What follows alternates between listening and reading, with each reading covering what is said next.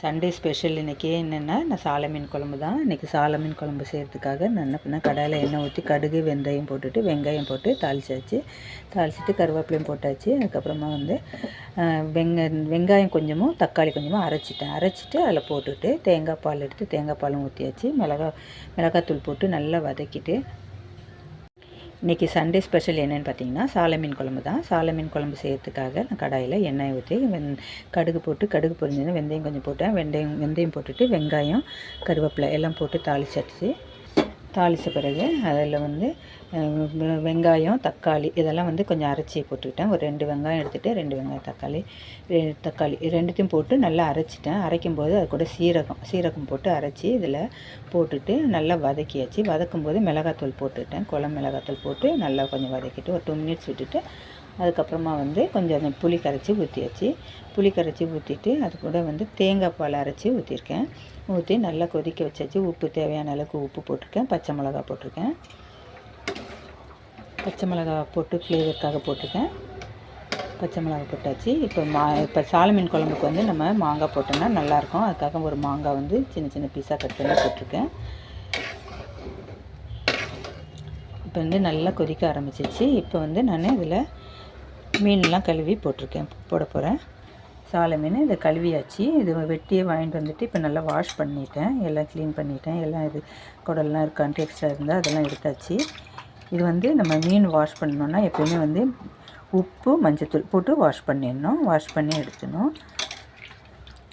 இப்போ வாஷ் பண்ணதை நம்ம வந்து இப்போ எடுத்து குழம்புல போட போகிறேன். நல்லா குழம்பு வந்து கொதிச்சிட்டு இருக்கும் பொழுது தான் நம்ம மீன் போடணும். சால மீன் போட்டிருக்கேன்.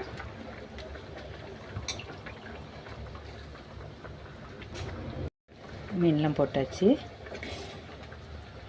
இப்போ மீன் போட்டதுனால ஒரு 10 நிமிஷம் மட்டும் விட்டுட்டு நம்ம ஆஃப் பண்ணிடலாம். மீன் வேக ஒரு 10 நிமிஷம் இருந்தால் போதும். அதுக்கு மேலே வேகாது. அதுக்கு மேலேனா ரொம்ப பிஞ்சு போயிடும் மீன்.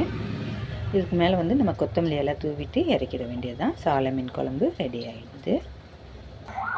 மீன் குழம்புக்கு வந்து நான் கொஞ்சம் மீன் போட்டுட்டு கொஞ்சம் மீன் வந்து வறுக்கிறதுக்காக எடுத்து வச்சுருக்கேன். அதில் வந்து மிளகாத்தூளை ஆட் பண்ணிக்கிறேன். குழம்பு மிளகாத்தூள் தான் ஆட் பண்ணுறேன். அதோட வந்து உப்பு சேர்த்துக்கலாம். உப்பு சேர்த்து நல்லா பிணைஞ்சி விட்டுக்கலாம். உப்பு சேர்த்து நல்லா கிளறி விட்டு ஒரு 10 நிமிஷம் நம்ம ஊற விட்டுக்கலாம். இதில் வந்து லெமன் கூட புளிஞ்சு விட்டோம்னா நல்லாயிருக்கும்.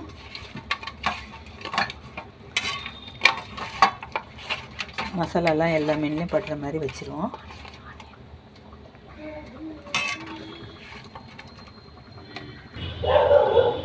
மீன் குழம்பு ரெடி ஆகிடுது. மீன் வறுக்கலான்ட்டு கருவேப்பிலை பறிக்கலான்னு வந்தால் தோட்டத்தில் பார்த்திங்கன்னா நிறைய மாவடுலாம் விழுந்து கிடக்குது. ஸோ அதை எல்லாம் கலெக்ட் பண்ணிட்டு இப்போ எடுத்து கலெக்ட் பண்ணிக்கிறேன். பாருங்கள் இவ்வளோ பெரிய சைஸில் விழுந்துருக்கு.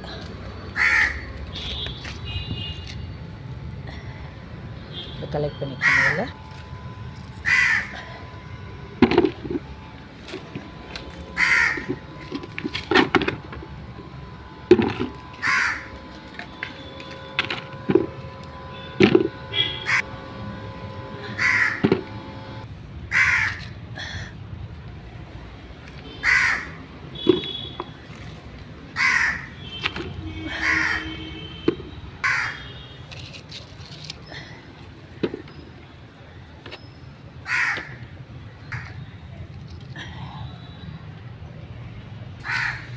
அப்படியே எல்லா மாவோடும் கலெக்ட் பண்ணியாச்சு. இப்போ வந்து நான் கருவேப்பிலை பறிச்சுக்க போகிறேன். கருவேப்பிலெல்லாம் பறிச்சிட்டேன் தேவைக்கு. தோட்டத்துலேருந்து கலெக்ட் பண்ணிட்டு வந்தேன். இந்த கருவேப்பிலையை வந்து தோசைக்கல் வச்சு அதில் எண்ணெய் ஊற்றிக்கிறேன். எண்ணெய் ஊற்றிட்டு இந்த அது மேலே வந்து இந்த மீனை வந்து மசாலாலாம் போட்டு வச்சுக்க நான் இன்றைக்கி வைக்க போகிறேன்.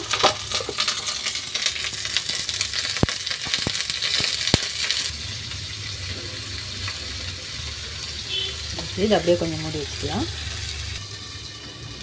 அப்படியே மூடி வச்சாச்சு. 2 மினிட்ஸ் கழித்து நம்ம திருப்பி விட்டுக்கலாம். இப்போ வந்து இந்த மீனை வந்து திருப்பி போட்டுக்கிறேன்.